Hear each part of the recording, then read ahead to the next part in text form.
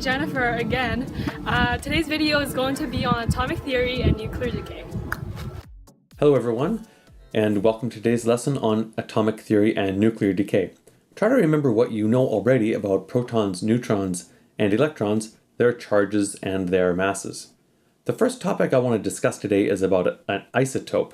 Remember that an isotope is a version of an atom with a different number of neutrons than another isotope of the same atom.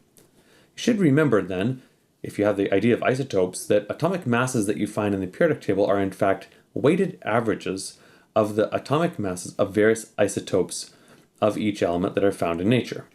Let's look at a sample of a made-up element A here. So element A has, for each one of its different isotopes, their atomic masses, an abundance. So 12% of the sample is the atomic mass of 73, or the isotope A73. 81% of the sample has got atomic mass of 76. 6% of the sample has an atomic mass of 81 atomic mass units. And finally, 1% of the sample has an atomic mass of 84 atomic mass units. To get the weighted average isotope atomic mass, we'll multiply each atomic mass for each isotope by its abundance, get these factors here on the right-hand side, and add them up. And this way we can get the total here, and the total is 76.02 atomic mass units. That's the weighted average atomic mass of this made-up element A. Now let's remember about radiation. You might remember that we have things like alpha particles. They have a symbol alpha. It's a helium nucleus.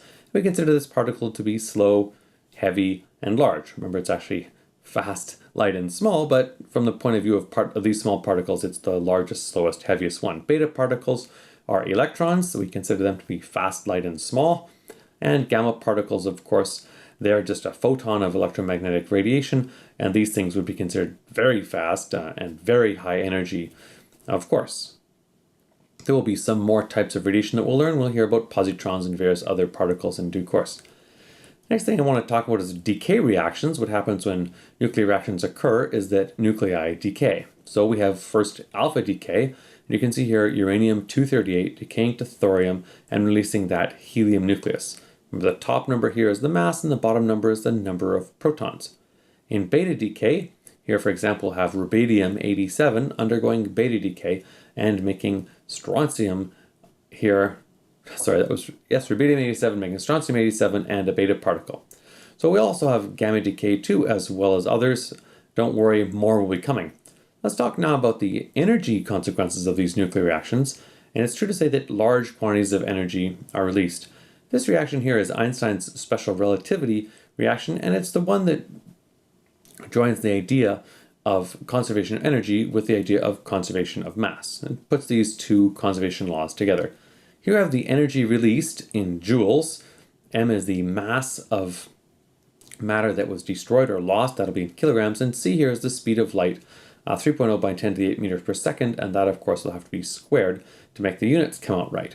So here's an example where we react 1 mole of radium-226 that undergoes alpha decay. So let's just write down the radium-226 alpha decay reaction here. Here it is. It's radium-226 makes ruthenium here 222, and of course the alpha particle, and this releases some energy. Let's write down here the molar masses to very high precision, and these will be in units of grams per mole. Turns out that the radium's molar mass is 226.0254. The ruthenium here is 222.0175, and the alpha particle is 4.0026. On the right-hand side, we have 226.0201 grams, but you can clearly see that's less than the mass we started with. And in fact, we've lost 5.3 milligrams, or 0.0053 grams of mass in the course of this reaction. Let's find out how much energy that equates to by using Einstein's relativity equation. Make sure you use the mass in kilograms. The speed of light there will be squared. E is equal to mc squared, and is equal, in our case, to quite a lot of energy, 4.8 by 10 to the 11 joules. That is a huge amount of energy released when just a tiny, tiny amount of mass, 5.3 milligrams, was destroyed. When these reactions happen, you have these things called nuclear decay, where a parent nucleus decays down over time to a daughter nucleus. So here we have a percentage versus time graph of daughter nuclei on the top, parent nuclei on the bottom. At the point of time shown in green, you have a certain fraction of daughter nuclei and a certain fraction of parent nuclei. At the time that we call the half-life, half the parent material will have decayed, another half-life 3/4 will have decayed. That's right, another half-life, 7/8 will have decayed. So the definition of this T1/2 is the half-life, and it's time for half the parent material to be remaining. So at 1 half-life, 1/2 the parent material is remaining.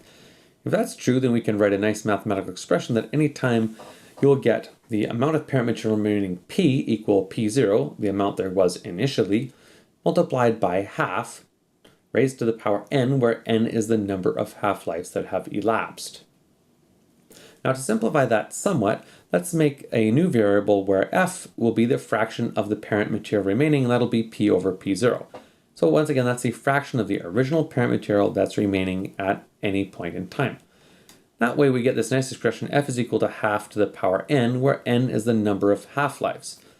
Well, we don't always have whole half-lives, so let's fix n up here a little bit and have n be equal to y over L, which is the time elapsed divided by the length of 1 half-life.